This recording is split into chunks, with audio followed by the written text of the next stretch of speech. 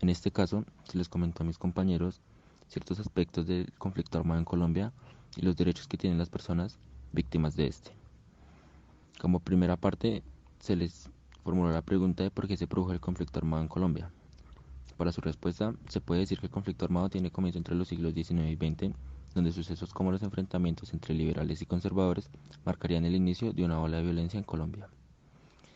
Con hechos previos anteriormente, se da lugar a las Fuerzas Armadas Revolucionarias de Colombia, FARC, un grupo de autodefensas conformado por campesinos, donde tuvo un gran crecimiento en cuanto a población y se ubicaba en las diferentes selvas de Colombia.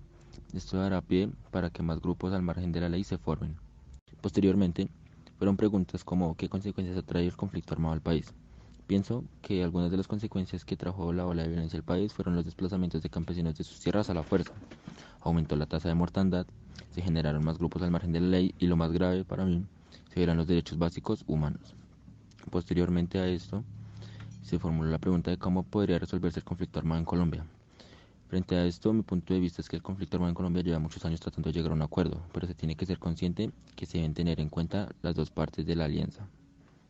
Se busca llegar a un acuerdo punto medio, pero también pensar en poder brindar algunos beneficios a las personas que han sido afectadas. También se comentó sobre la reparación integral. Esta abarca como medidas de satisfacción, rehabilitación, restitución, garantías de no repetición e indemnización administrativa. Esta está dividida en dos, individual y colectiva. La individual es un conjunto de medidas destinadas a remediar, mitigar y resarcir los daños causados por las violaciones a los derechos humanos en el marco del conflicto armado en Colombia.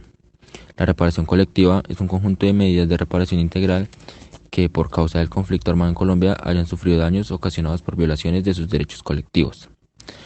Existe la reparación colectiva para las comunidades, los grupos sociales, organizaciones sociales, grupos políticos, organizaciones políticas, entre otras. Muchas gracias.